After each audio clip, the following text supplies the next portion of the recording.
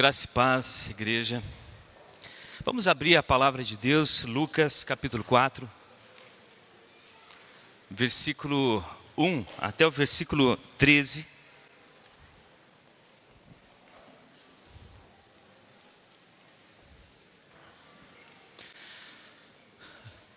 Lucas capítulo 4, versículo 1 até o versículo 13. O tema do sermão de hoje é Conhecendo o Inimigo e Suas Estratégias. Esse é o mesmo assunto, o qual foi tratado pelo reverendo Joel Bick, o nosso conferencista do mês que vem. Foi um dos últimos livros que ele lançou. Foi lançado no Brasil em 2018. A cristandade aponta para 3 inimigos das nossas almas: o mundo, o pecado e o diabo. Hoje trataremos a respeito do diabo, de Satanás. Disponho aqui de 20 minutos, então serei bem objetivo. Se você é um crente verdadeiro, e aqui eu quero chamar a atenção de todos: se você é um crente verdadeiro, Satanás odeia você. Satanás odeia nós e vai fazer de tudo para nos atacar, em razão de sermos portadores da imagem do Senhor Jesus Cristo. Esse tema é extremamente relevante.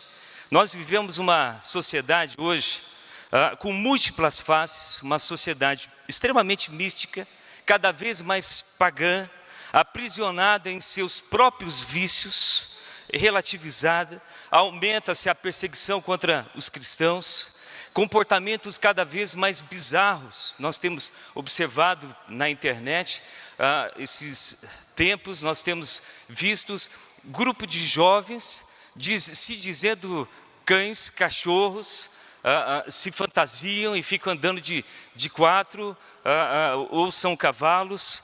O satanismo tem crescido assustadoramente no Ocidente, e pelo que veremos hoje, o príncipe da potestade atua nos filhos da desobediência.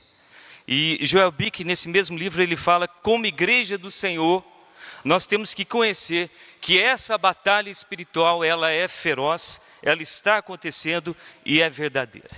O puritano Thomas Brooks diz que nós precisamos conhecer 4 verdades: a Cristo, a Escritura, o nosso próprio coração e as artimanhas de Satanás.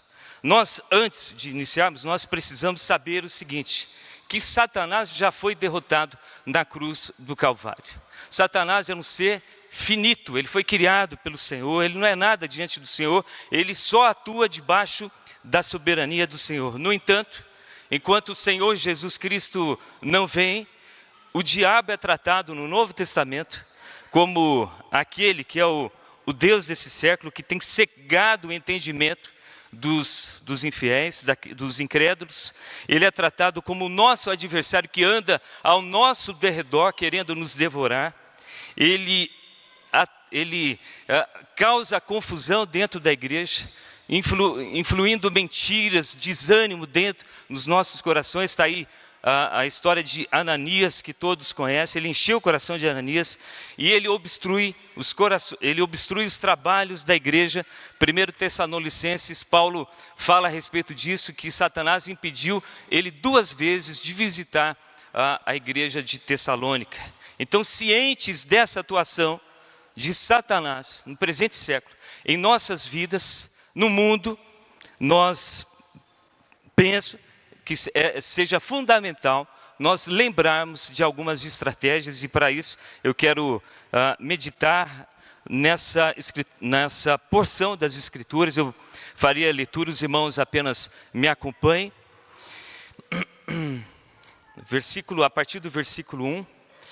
Jesus, cheio do Espírito Santo, voltou do Jordão e foi guiado pelo mesmo Espírito no deserto. Durante 40 dias, sendo tentado pelo diabo, nada comeu naqueles dias, ao fim dos quais teve fome. Disse-lhe então o diabo: se és o Filho de Deus, manda que esta pedra se transforme em pão. Mas Jesus lhe respondeu: está escrito, não só de pão viverá o homem.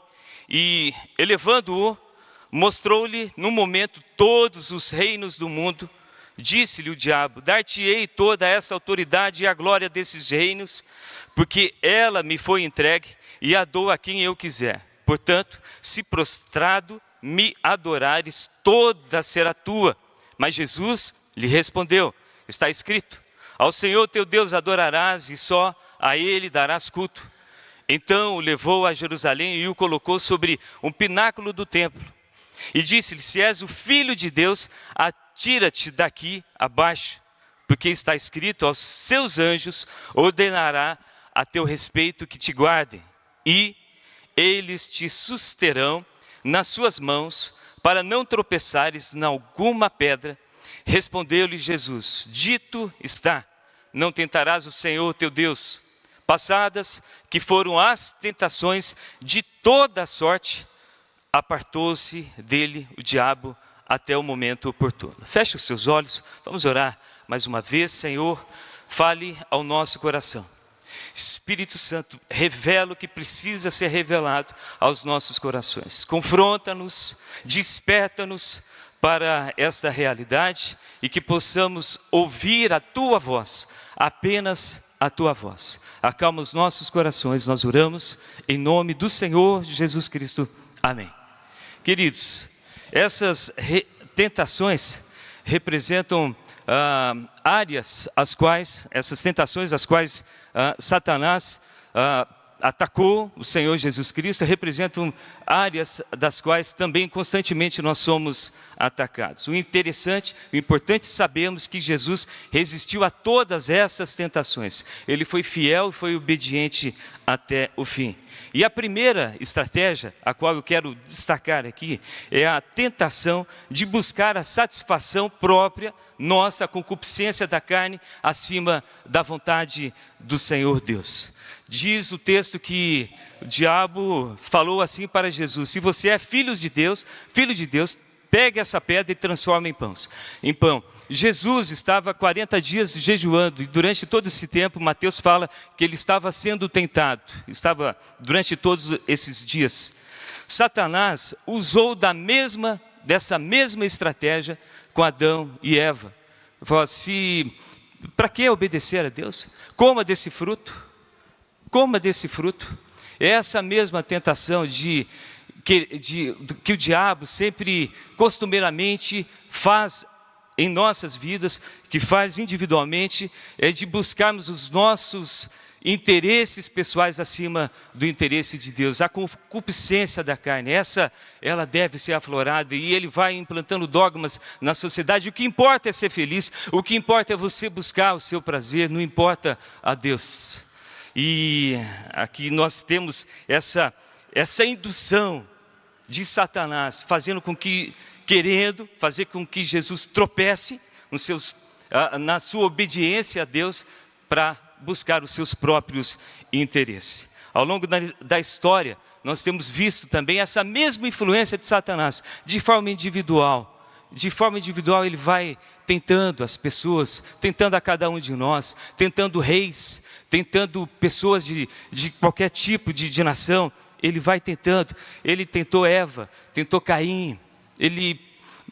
Com certeza, ele estava por trás ali do rei Herodes, quando Herodes decretou a sentença, o assassinato de todos os meninos abaixo de 2 anos na cidade de Belém, na circunvizinhança, com o objetivo claro de assassinar o Senhor Jesus Cristo. O que nós vemos aqui, percebemos claramente o que Satanás está desejando aqui. A sua intenção é de atrapalhar o plano da redenção decretada lá na eternidade. Nós temos alguns tipos de estratégias que o diabo utiliza. Vou falar muito de forma bem leve de algumas delas.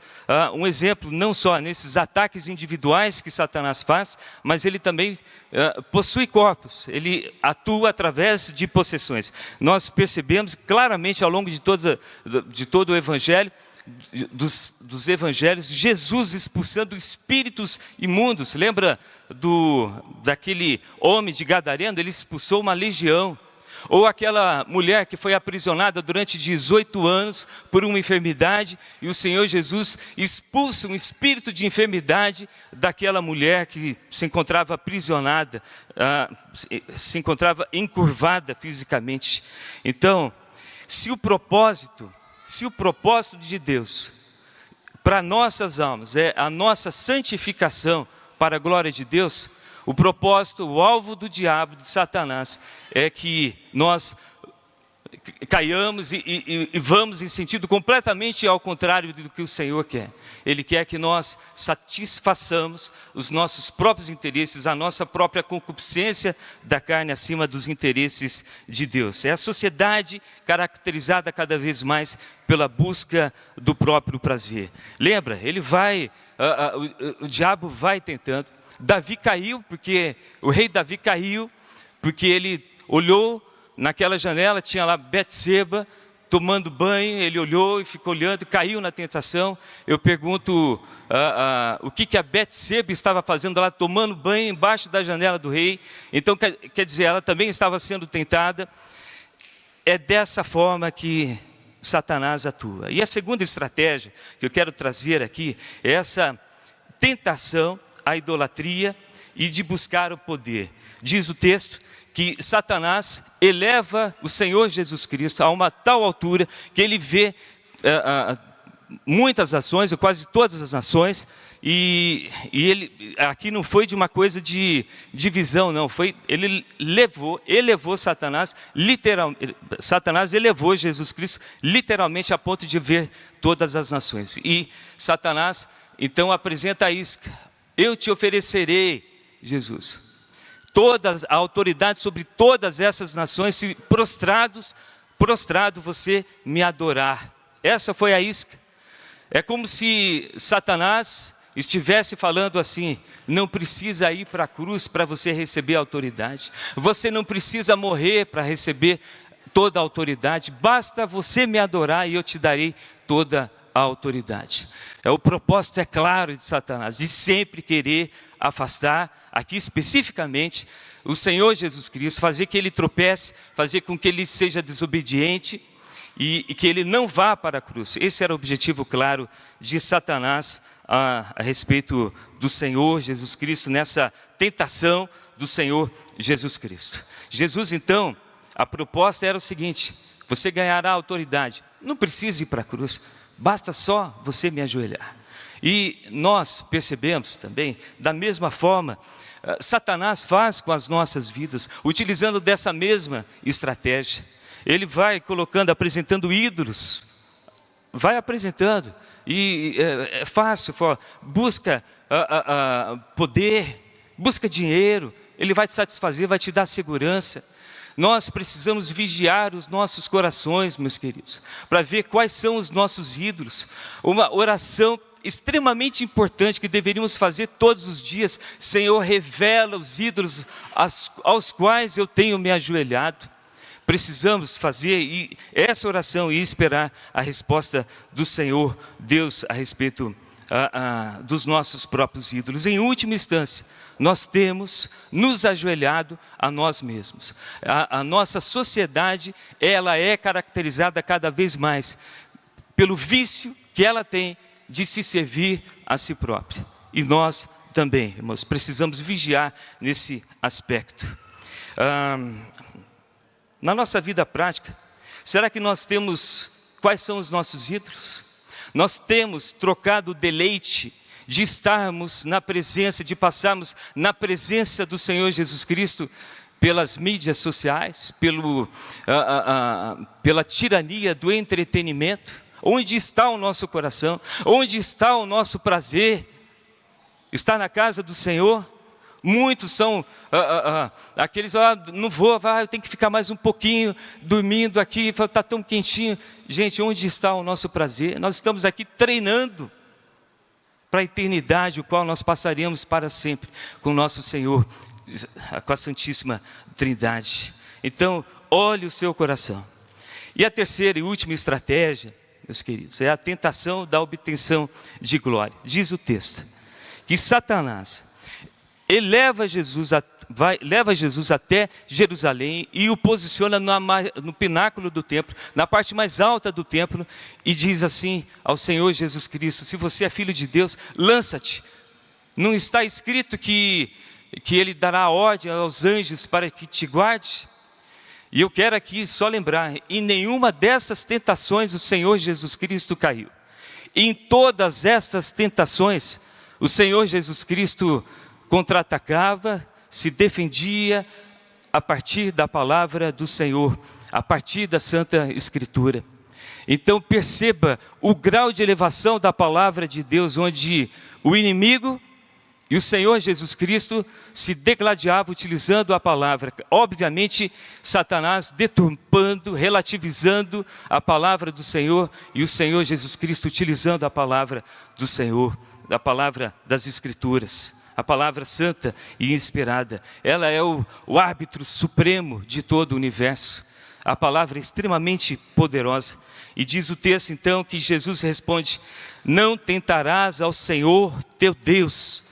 O objetivo claro, novamente, de Satanás era fazer com que Jesus, a partir, não pela cruz, mas a partir de um ato espetacular, se lançando do alto do templo, ele caísse e possivelmente ali viesse os anjos. Então essa era a tentação de Satanás. Não precisa ir para a cruz, Jesus. Basta te lançar aqui, os anjos certamente vão te guardar, e aí você será reconhecido, será validado como servo, como filho do próprio Deus. Não precisa ir para a cruz.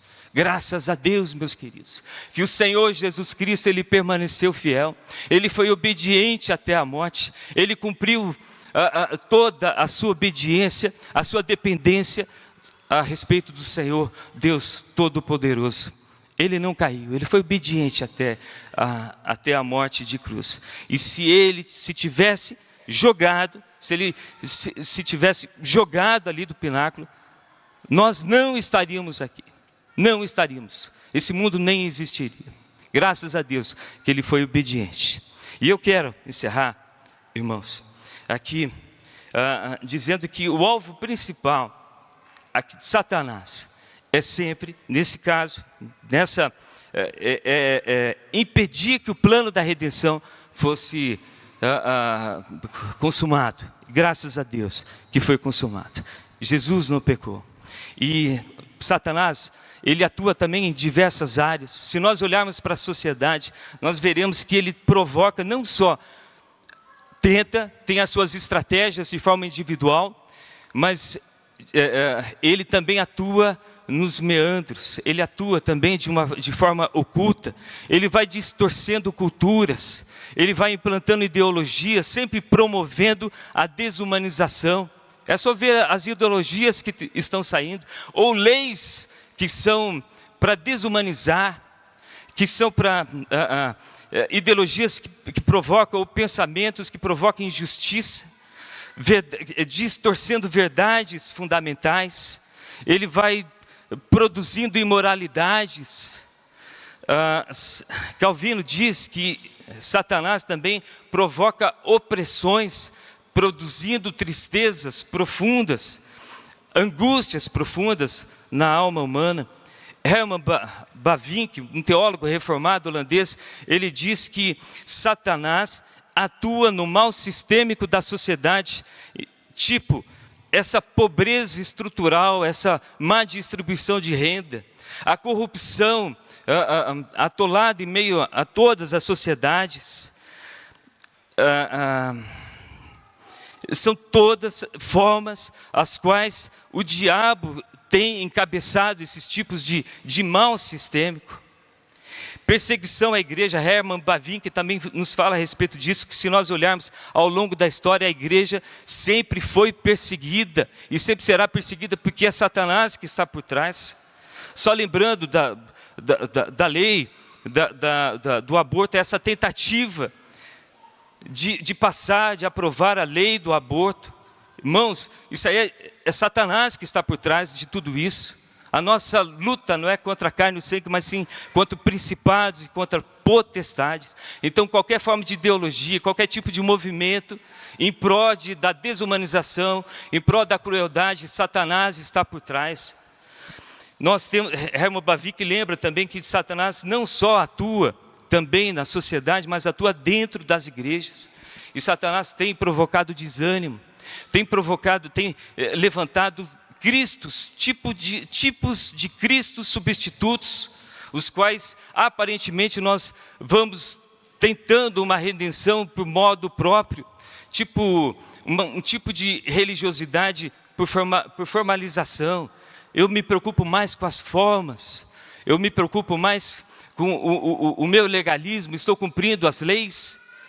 Eu me preocupo mais em ser um grande teólogo, mas eu não tenho nenhum tipo de relacionamento pessoal com o Senhor. Na internet nós temos visto gladiações, né, gladiadores de teólogos, muito jovens, entendendo bastante coisa de teologia superficial, se debatendo, mas está longe de ter uma vida santa na presença do Senhor Jesus Cristo. Jesus também, e aqui para encerrar, meus queridos, Jesus nos mostrou durante a sua passagem, a sua encarnação aqui na terra, que Ele sempre foi atuante, expelindo demônios. Ele ensinou a igreja a expelir demônios, os seus discípulos, Ele deu essa autoridade. E as nossas armas, queridos, Efésios 6, leia em casa Efésios 6, dá uma relação, apresenta uma relação das armas espirituais em Cristo Jesus. Efésios 6 nos chama para sermos ativos nessa batalha espiritual, revestivos de toda a armadura de Deus, fortalecei-vos e tomai a armadura de Deus, fique firme, ore em todo o tempo. É por isso que geralmente reuniões de oração dentro da igreja são as reuniões que menos aparecem gente. Sabe por quê? Porque o diabo sabe que se a igreja orar, ela fica poderosa, ela fica firme, o crente fica firme, e ele vai fazer de tudo para provocar desânimo no seu coração. Ah, não precisa ir, eu oro daqui de casa. Ah, e será que ora mesmo? O diabo ele vai fazer de tudo para provocar desânimo, para causar desarmonia dentro da igreja. Vigiemos, irmãos, precisamos vigiar. A palavra de Deus, ela é a nossa arma. O diabo para quando o crente se levanta com a palavra de Deus e quando o crente se ajoelha em oração. E aqui eu quero encerrar, irmãos, porque meu tempo já foi. Queiramos ou não, nós estamos nessa guerra. Não adianta ignorar essa guerra. Se ignorarmos, o inimigo vai conseguir algumas vantagens. Mas qual é o futuro da igreja? O futuro da igreja é glorioso, é de vitória. Satanás já foi derrotado lá na cruz do Calvário, mas já foi decretado a sua prisão eterna, a sua destruição eterna de Satanás e de todo o seu exército de espíritos imundos, de anjos caídos, quando o Senhor Jesus Cristo vier como supremo juiz, ele será julgado, e Satanás e seus exércitos serão lançados no lago do enxofre. O futuro da igreja é glorioso, é glorioso. Não ignoremos essa batalha espiritual. Que Deus nos abençoe, que Deus abra os nossos olhos espirituais e vigiemos, irmãos. Deus abençoe a todos.